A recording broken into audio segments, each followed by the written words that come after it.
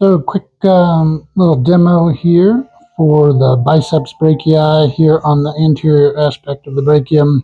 Remember, it has two heads, one coming off the coracoid process, will be the short head, and it travels down to join together for the bicipital tendon. The long head travels through the bicipital groove over the head of the humerus and dives deep to grab the supraglenoid tubercle and the labrum of the shoulder. Both heads join down here to form the bicipital tendon, which you can see right here, which grabs the radial tubercle here on the inside or medial midline aspect of the radius. It also grabs the bicipital aponeurosis that spreads out across the flexor compartment. Remember that the bicep is a shoulder flexor, it's an elbow flexor, and it is a supinator of the forearm. Commonly, you'll find trigger points here in both bellies, roughly midpoint of the brachium. Most of us have some tender spots there, so we will see if we can get some response here.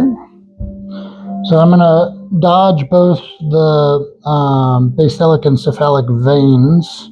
Mine are quite superficial, so I'm going to feel for a trigger point, and I want to generally avoid the direct midline, so I'm going to gently angle the needle lateral here. And we will see if we can get a little contraction. There we go. You can see it firing. If we turn the arm into pronation, you can see that needle pull effect because of stretching the muscle. And you can see it contract here, trying to turn my wrist back into supination. So that is our long head of the bicep. There's another needle here. Come over and feel for a taut band. Remember, when palpating for taut bands, it's best to strum perpendicular to the fascicles. We often call them fibers, but you can't palpate individual muscle fibers because those are individual muscle cells. We're palpating the bundles of fibers. So if you hear me say fibers, I'm using it in the colloquial term, not the technical term. So I'm going to needle this one straight perpendicular, and we will stem it here and see. Good contraction there, you can see. Pulling the muscle. Again, I can rotate the forearm into pronation. You'll see the needle pull effect, and you can see firing away there.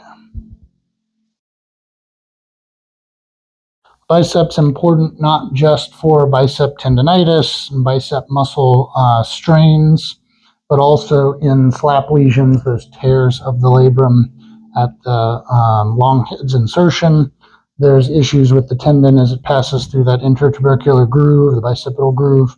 Obviously, there can also be issues at the distal tendon. So it's an important muscle for a few reasons. And you may find trigger points in the lower portion of both bellies, the upper portion of both bellies.